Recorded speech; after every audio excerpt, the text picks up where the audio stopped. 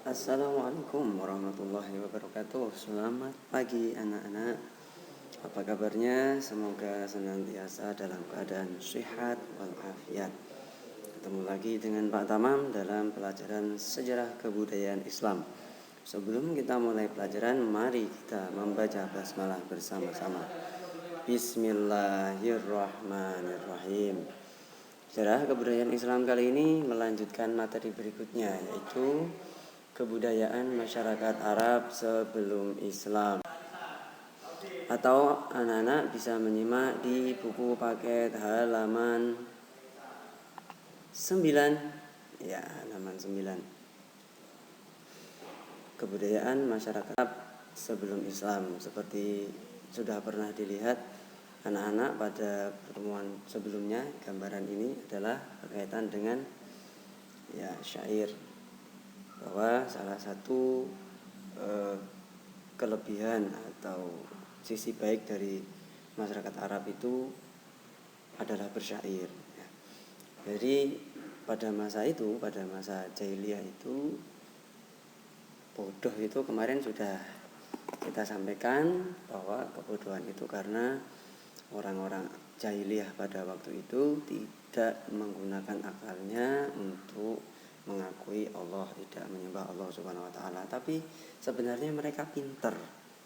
Ya. Kebudayaannya, pinternya itu pinter apa? Ya, pinter bersyair. Nah, hal ini masyarakat Arab itu mendapat pengaruh dari negeri Yaman, yaitu pengaruh kebudayaannya itu salah satunya berasal dari negeri Yaman, karena perkembangan Jazirah Arab sebelum Islam datang itu berasal dari negeri Yaman. Bangsa Arab termasuk bangsa yang memiliki rasa seni yang tinggi, ya, itu salah satu buktinya adalah pandai bersyair. Mereka merupakan suatu seni yang paling tinggi, itu syair. Nah, syairnya yang indah dan amat dimuliakan oleh bangsa tersebut. Mereka amat gemar berkumpul, ya, berkumpul. Mereka itu berkumpul-kumpul untuk bersyair, ya, berkumpul mengelilingi penyair-penyair untuk saling mendengarkan syair-syairnya. Nah, uniknya mereka itu berkumpul untuk bersyair itu berada di pasar. Nah, mereka itu berkumpulnya di pasar untuk bersyair. Jadi pada zaman itu pasar merupakan suatu tempat yang penting. Ya. Pasar itu merupakan satu tempat yang penting selain kegiatan ekonomi, tetapi juga berfungsi sebagai salah satu tempat berkebudayaan, ya. Karena pada zaman itu mereka bersyair di pasar. Nah, kemudian, ini adalah salah satu gambar pasar yang terkenal waktu itu yang digunakan oleh para penyair untuk berkumpul. Nah, ini pasarnya ada 3 yang terkenal, yaitu pasar Ukas, kemudian ada pasar Madinah, yang satu lagi adalah pasar Zulmajaz. Tapi ini Pak Guru memberikan contoh itu pasar Ukas, ya, yang bisa ditemukan. Ini sejaman sekarang pasarnya gambarannya seperti ini. Di pasar-pasar itulah penyair mendengarkan syairnya yang sudah disiapkan. Nah, seorang syair itu memiliki kedudukan yang tinggi dalam masyarakat Arab. Jadi penyair itu sangat dihargai dan dihormati.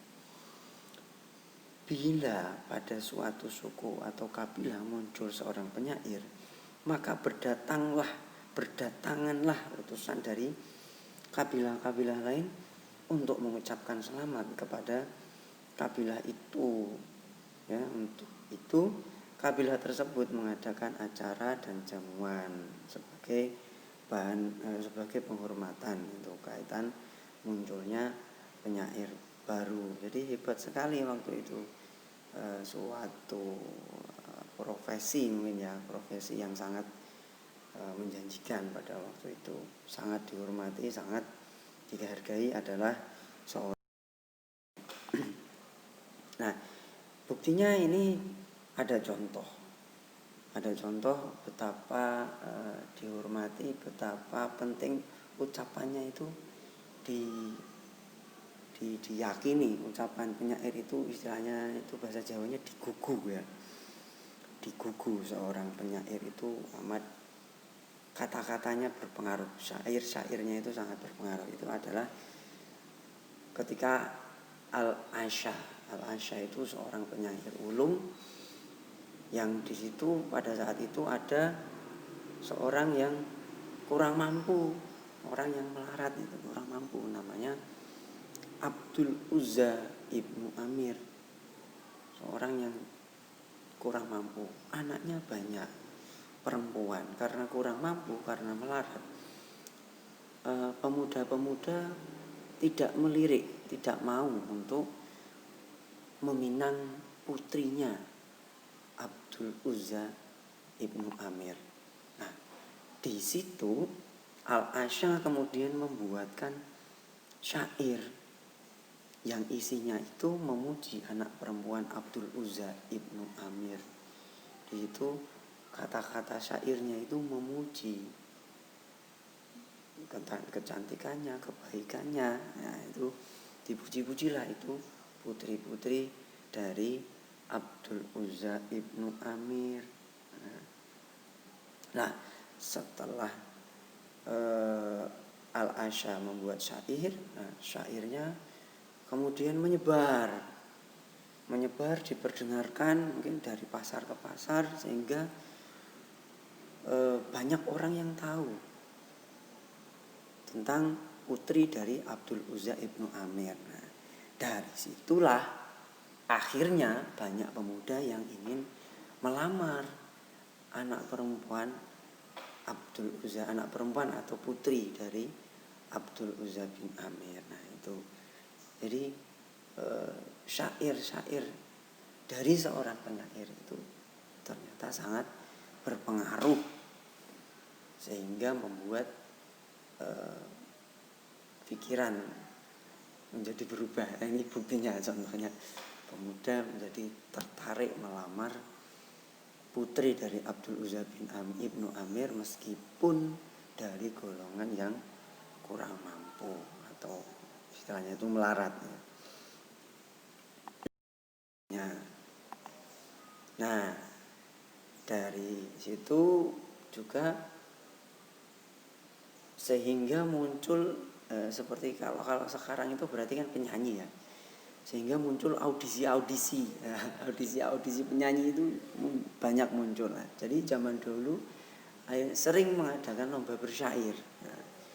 Ibaratnya mungkin kalau sekarang itu audisi menyanyi, karena sepertinya profesi penyanyi itu sangat menjanjikan. Pada zaman dulu sering mengadakan lomba bersyair. Dicarilah di situ syairnya yang terbaik. Nah, syair yang terbaik kemudian dipajang di dinding Ka'bah.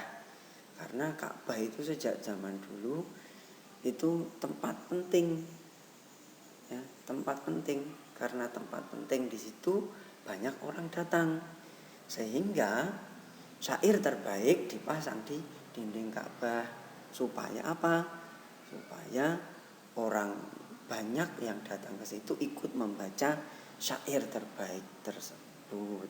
Nah, dari situlah syair-syair itu banyak dinikmati oleh orang lain. Nah, dengan memiliki penyair terbaik, di situ ternyata dampaknya tidak hanya pada diri penyair, tetapi juga berdampak pada derajat suku atau kabilah, itu juga menjadi naik. Nah, kira-kira begitu gambaran kebudayaan masyarakat Arab sebelum datangnya Islam. Demikian potret seluruh kebudayaan Arab tertuang dan tergambar di dalam karya-karya syair. itu yang bisa disampaikan oleh Pak Tamam untuk pertemuan kali ini. Itu backsoundnya keras sekali itu karena memang sekolahan sedang ada renovasi dari Pak Guru, ada kekurangan, kesalahan, mohon maaf. Terima kasih saya sampaikan dari saya. Wassalamualaikum warahmatullahi wabarakatuh. Ketemu lagi pada materi yang akan datang.